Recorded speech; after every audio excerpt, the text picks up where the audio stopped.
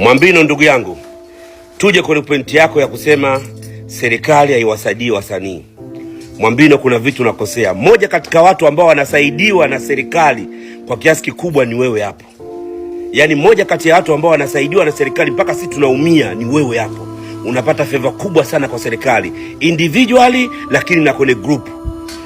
Wewe mara ngapi unampigia Prince unaokota? Mara ngapi? Una shida studio, bwana naomba bilioni 2, unapewa. Una studio na marekebisho haya, bwana studio na nyimbo watoto watakanifanya hivi, unaokota. Mmoja kati ya watu ambao hawapaswi kusema kuwa usaidiwi na serikali, futa hiyo kauli. Wewe unasaidiwa zaidi kuliko sisi.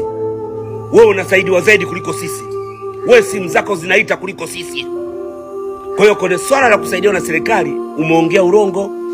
Tuje swala la pili, unasema serikali haina msaada, inawekeza sana katika mpira wa miguu. Nikwambie kitu kimoja, serikali ni entity, ni lidubwasha. Ludubwasha ambalo linafanya kazi kulingana na mipango yao. Football ina nafasi yake, taarabu ina nafasi yake, basketball ina nafasi yake, kila kitu kina nafasi. Bongo Flava mnajengewa arena pale Kawe. Unataka mjengewe nini tena? Bongo Flava mnajengewa arena pale Kawe. Unataka ijengwe nini tena? Sasa hivi wamefikiwa content creator. Watu wanachukua mikopo zaidi ya milioni 300, 400. Unataka nini? Wewe umechukua mara ngapi hela za wasanii? Mara ngapi umechukua? Usiongee uongo kwa jamii uonekane jambo lako liende, ongea uongo. Umeongelea uongo serikali na unatakiwa ufute kauli yako.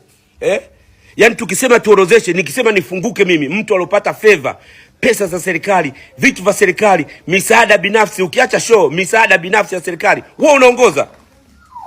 Wewe unaongoza. Studio atakurekebisha, unapiga simu kwa Prince, bwana milioni 800 unachukua. Leo unataka kuongea uongo ndugu yangu? Ndugu yangu, ukitaka kurudi kwa jamii, ukitaka kurudisha media, tumia njia nyingine, usitumie njia ya uongo, kuongea uongo. Haisui kuongea uongo.